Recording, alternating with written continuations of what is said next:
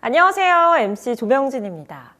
고령시대로 접어들면서 관절 질환 환자 수도 굉장히 늘고 있는데요. 특히 퇴행성 관절염으로 인한 무릎 통증은 일상생활에 지장을 줄 뿐만이 아니라 아무래도 집에 머무는 시간이 늘어나면서 자신감 저하 또는 우울증으로까지 이어질 수 있다고 합니다. 그래서 오늘은 무릎 통증의 효과적인 치료법에 대해서 알아볼까 하는데요. 도움 말씀 주실 정형외과 전문의 조병철 원장님 나와주셨습니다. 안녕하세요. 네, 안녕하세요. 네, 정형외과 전문의 조병철입니다. 네, 치료법에 대해서 알기 전에 먼저 무릎 관절과 무릎 연골에 대해서 알아봐야 할 것 같은데요. 네네. 설명 좀 해주시죠. 네, 무릎의 관절의 해부학적 구조는 네. 그 대퇴골과 경골, 비골, 그 다음에 앞에 있는 슬리골, 이제 네. 골격으로 구조가 되어 있고, 네. 그 다음에 대퇴골과 경골 사이에 네. 이제 내측, 외측, 반월상 연골로 이제 구조가 되어 있고요. 네. 그 양 옆으로 이제 내측 측부인대, 외측 측부인대로 구성되어 있습니다. 그럼 이 연골은 어떤 역할을 하는 건가요? 네, 이제 무릎 연골의 기능인데요. 이제 관절을 보호하고, 네. 그다음에 이제 부드러운 관절 운동을 돕고, 그다음에 약간의 완충 작용을 하고 이제 슬관절의 안정성에 이제 기여를 하고 있습니다. 그러니까 관절이 좀 자유롭게 운동을 할 수 있는 그런 그렇죠. 윤활유 같은 작업을 하는 거군요. 윤활액은 또 따로 있고요. 그래요? 이제 보통 이제 완충 작용을 한다고 보는 것이 더 가깝습니다. 그럼 이 연골이 또 통증을 일으키는 원인이 되기도 하는 건가요? 그렇죠. 연골이 이제 손상되면은 그때부터 이제 퇴행성 관절이 진행이 되고 통증을 일으키게 되는 거죠. 네. 근데 이제 무릎이 손상되는 원인은 이제 크게는 이제 노화, 그러니까 이제 연세가 드시면서 이제 그 자연스럽게. 자연스럽게 이제 노화 때문에 발생하는 경우가 있고, 네. 그렇지 않더라도 이제 무릎을 무리해서 사용하는 경우, 그다음에 이제 지속적으로 사용해서 네. 하는 경우, 그다음에 이제 체중이 많이 늘어서 지탱해야 될 무게가 늘어나는 경우, 네. 이제 그런 경우에 무릎 연골의 손상의 원인이 되겠습니다. 무리한 사용이 또 원인이 된다고 하셨는데 네네. 저는 그냥 개인적으로 운동을 하면 네. 관절이 튼튼해진다 이렇게 생각을 했거든요. 네. 잘못된 생각인가요? 절반은 맞고 절반은 틀린 얘기인데요. 네. 그러니까 이제 적절한 운동을 하면 네. 이제 주변 근육이 강화되면서 이제 관절을 보호하는 기능을 하지만 네. 너무 지나치게 운동을 하면 그 보호하는 기능보다 이제 닳는 기능이 더 강해지니까 무릎 연골 손상이 되게 되는 거죠. 그럼 무릎 통증이 조금 있을 때는 네. 아무래도 운동을 좀 쉬는 게 낫겠네요. 그렇죠. 알겠습니다. 네, 그럼 무릎이 아프다 이렇게 하면 대표적으로 퇴행성 관절염이 있잖아요. 네네. 퇴행성 관절염은 어떤 증상들을 나타내나요? 보통 이제 다양한 증상들이 있는데요. 보통 이제 대표적으로 말씀하시던 것들을 보면 그 앉았다 일어나기가 힘들다. 맞아요. 그다음에 이제 활동을 하면 관절 통증이 악화되고, 네. 그다음에 쉬면 이제 호전된다. 네. 그다음에 무릎을 완전히 굽혔다가 펴는 것이 잘 안 된다. 네네. 그다음에 이제 관절이 뻣뻣하고 이제 무릎에서 이제 뚝뚝 소리가 나면서 아프다. 네, 맞아요. 네네. 그리고 계단 이용 시 특히 이제 내려가거나 할 때 통증이 발생한다. 그다음에 걸을 때 아프고 이제 절룩거리게 된다. 이런 증상들을 주로 호소하게 됩니다. 네, 이런 식의 증상이 나오신다면 네. 먼저 의심을 해보시고 병원에 방문하셔서 정확한 진단을 받으시는 게 중요할 것 같습니다. 네네. 네, 퇴행성 관절염의 증상들을 살펴봤는데요. 그렇다면 궁금해지는 게 이게 또 진행 단계가 있을 것 같아요. 네네. 어떤 식으로 퇴행성 관절염이 진행이 되는지 설명 좀 해주시죠. 보통 이제 크게 이제 그 전 세계적으로 1, 2, 3, 4단계, 그러니까 1기, 2기, 3기, 4기로 분류를 하는데요. 네, 나눠져 있군요. 네네. 보통 이제 1기일 때는 간헐적 통증이 있고, 네. 그다음에 이제 미미한 손상이 진행되는 단계. 그걸 1기로 분류를 하고요. 네. 그다음에 2기일 때는 이제 조금 더 그 연골 손상이 발생을 하고 네. 관절 간의 간격이 이제 좁아지기 시작하는 단계. 네네. 그게 이제 2단계로 분류를 하고. 네, 통증의 정도가 달라지겠네요. 그렇죠. 네. 근데 이제 보통 영상학적 진단이니까 그러니까 엑스레이나 이런 검사상 이거만 보고 일단 이걸 분류를 하는데 네. 반드시 의사가 이학적 검사를 반드시 하게 돼 있어요. 네, 그럼 네, 이제 네. 호소를 해서 다시 말씀드리겠습니다. 네. 그다음에 이제 3단계, 3기가 되면은 좀 더 관절 간격이 더더욱 좁아지고 이제 골극이 생겨나기 시작을 합니다. 네네. 이제 4단계가 되면 거의 이제 관절이 붙을 정도로 네, 딱 달라붙는 간격이 상태. 좁아지고 네. 이제 큰 골극이 생기면서 네. 극심한 통증을 일으키게 되죠. 네. 근데 간격이 좁아질수록 왜 더 아파지는 거죠? 보통 이제 그 물리적으로 딱딱한 두 개가 이제 닿으면서 통증을 일으키는데요. 네. 그 사이에 완충 작용하는 연골과 연골판이 이제 기능을 못 하니까. 뼈끼리 닿으니까 그렇죠. 아픈 예. 거구나. 그래서 실제로 이제 퇴행성 관절염 4기에 해당하는 분들은 네. 본인 무릎뼈가 닿는 것을 느낀다. 어머. 예, 이런 분들도 많이 있습니다. 알겠습니다. 이렇게 단계가 더 악화되기 전에 초기에 또 병원에 가는 게 굉장히 네, 그렇죠. 중요할 것 중요하죠. 같습니다. 네, 그럼 실제 검사 자료가 있다면 한번 네. 보면서 설명해 볼까요?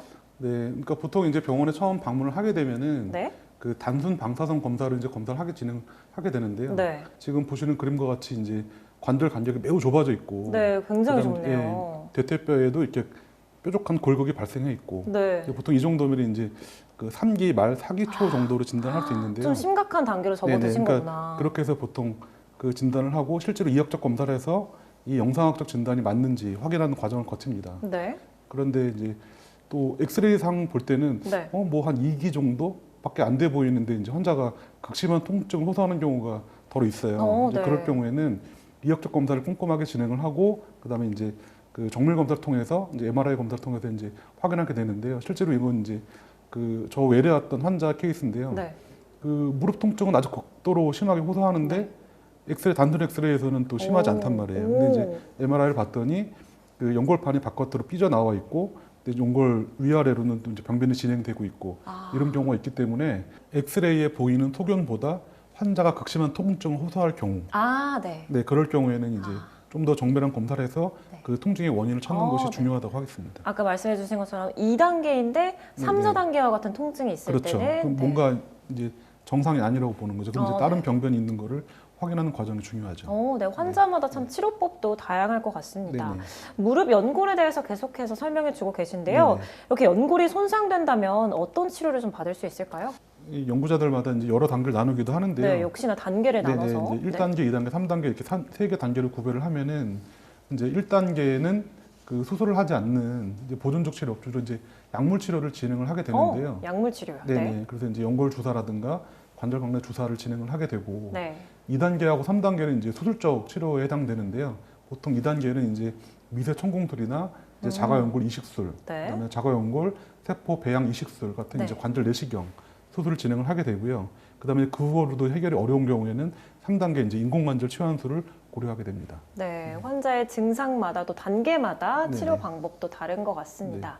자, 이렇게 단계별로 치료법 나열을 해주셨는데요. 조금 더 자세하게 들어가 볼까요? 네, 1단계 치료에 대해서 좀 자세하게 설명을 드리면 네. 일단 1단계 치료는 일단은 수술을 하지 않고 약물 치료를 하는 방법인데요. 이제 크게 이제 두 가지 연골 주사하고 이제 관절 강내 주사를 고려를 하게 됩니다. 네. 연골 주사와 관절 강내 주사. 네네. 네. 근데 그 연골 주사는 이제 관절 안에다가 그 하이알루론산이라는 이제 주사를 주게 되는데요. 네, 들어봤어요. 네, 이제 기존에는 이제 일주일 간격으로 3번 이렇게 놓는 주사들이 있는데 네. 그 최근에 이제 뭐 많이 사용하는 주사제는 6개월에 한 번 맞는 주사도 있습니다. 좋아졌네요. 네, 네. 그리고 이제 기능은 관절 강내에 이제 윤활 작용을 하고 통증을 감소시키는 작용을 합니다. 네. 그다음에 이제 그 두 번째로 이제 관절 강내 주사로 스테로이드 이건 이제 스테로이드구나. 주사를 하게 네. 되는데 이거는 이제 앞서 말씀드린 그 연골 주사보다는 네. 한 번만 주사를 하게 되고 그 반복적으로 사용할 때는 연골 및 조직 손상이나 전신적인 다른 부작용이 동반되기도 합니다. 그래서 네네. 이제 환자 개개인의 증상에 따라서 네. 그 이제 약물 치료와 물리 치료, 운동 치료와 재활 치료를 이렇게 병행하면서 그 진행하게 됩니다. 네. 환자 개인마다 또 치료 효과와 치료 방법이 다를 네, 것 그렇죠. 같습니다. 예. 네, 2단계도 살펴볼까요? 네, 2단계는 이제 보통 이제 관절 내시경 이제 수술에 관련된 이제 치료들인데요. 네, 수술이네요, 이제. 네, 이제 수술인데 이제 관절 내시경은 그 절개창이 아주 작습니다. 네. 그래서 이제 그 연세가 좀 드신 분들은 시술로 말씀하시는 분들이 많이 있는데요. 근데 2단계부터는 이제 수술로 분류가 네. 됩니다. 2단계, 3단계 모두 수술 네네, 방법인 거죠? 수술 방법인데 이제 가급적 2단계는 그래도 그 수술을 하지만 자기 관절을 최대한 유지하면서 네. 네, 수술하는 방법인데요. 최소한으로 수술을 들어가는 그렇죠. 네. 이제 그 작은 부분의 수술을 진행하는 건데요. 네. 이제 뭐 크게는 이제 그 분류를 하면 미세 천공술, 그다음에 네. 자가 연골 이식술, 네. 그다음에 자가 연골 세포 배양 이식술 이렇게 세 가지로 분류를 할 수 네. 있습니다. 미세 천공술은 이제 기존 앞에 설명드린 대로 약물 치료나 주사 치료로 이제 호전이 안 될 경우에 그 이제 진행을 하게 되는데 그 다른 수술에 비해서 비교적 수술 시간이 짧습니다.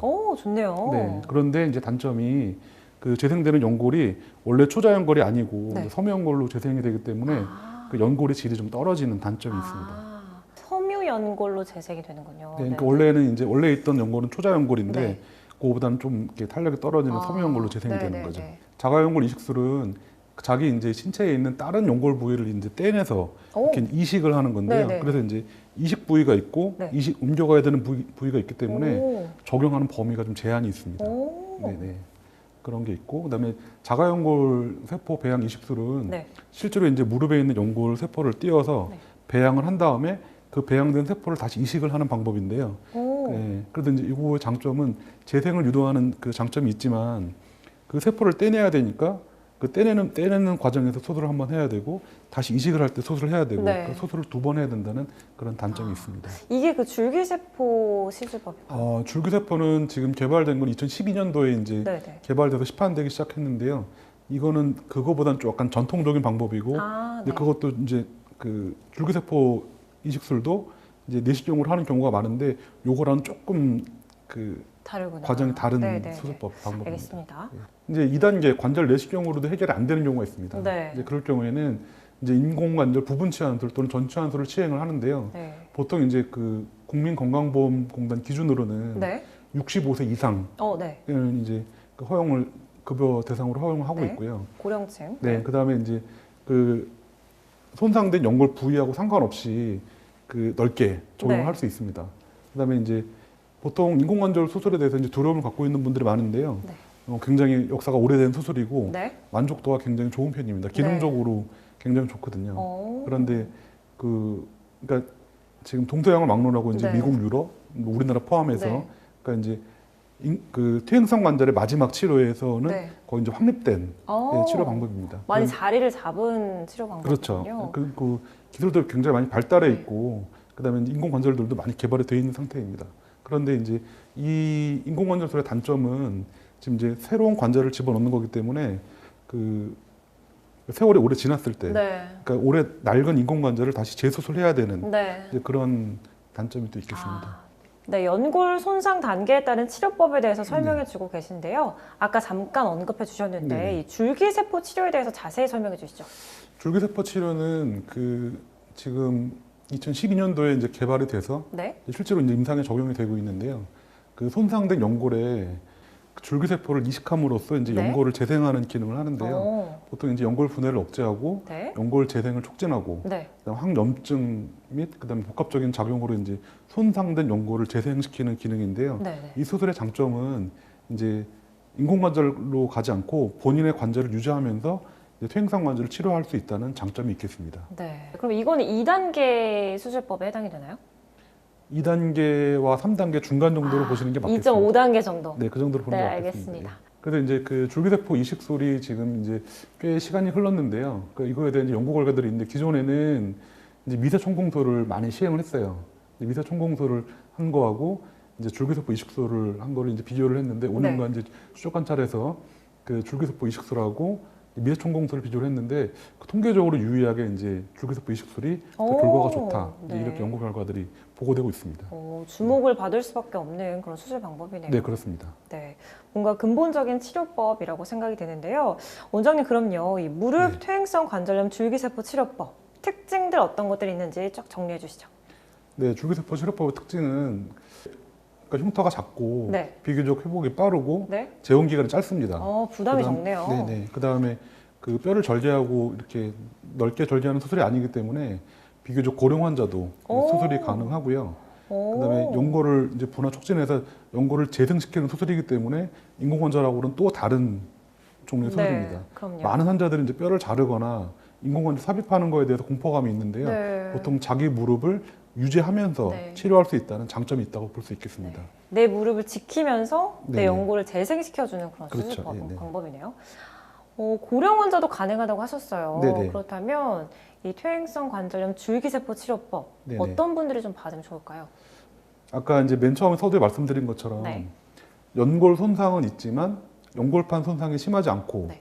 그다음에 다리가 휘신 분들이 있는데요. 이제 보잉이라고 하는데 보잉이 심하지 않은 분들. 네. 이제 보통 그런 분들이 수술의 적응증 대상이 되는데요. 네. 지금 벌써 이제 의학 기술이 발달을 하면서 그 이제 다리가 휜 분들도 절골술을 같이 하면서 네. 이제 그 전에는 못했던 수술도 지금은 현재 가능하고 네. 초창기부터 이제 그런 식으로 개발이 되고 있으니까 처음에 나왔던 것보다는 지금 많이 발달이 돼 있다고 볼 수 있겠습니다. 네. 퇴행성 관절염으로 연골에 달아서 통증이 심한 경우도 적응증이 네네. 되겠습니다. 네. 그다음에 이제 무릎 인공관절 수술을 이제 본인은 하고 싶은데 네. 할 수 없는 경우가 있어요. 아, 뭐 수혈을 할 수 없거나 어, 뭐 다른 이제 컨디션 때문에 할 수 없을 때 다양한 케이스가 있겠죠. 그럴 때도 이제 가능하고 환자 본인이 이제 무릎 인공관절 수술이 꺼려질 때, 아, 너무 무서워서. 네네 그런 오. 경우에도 진행할 수 있습니다. 네, 알겠습니다. 네.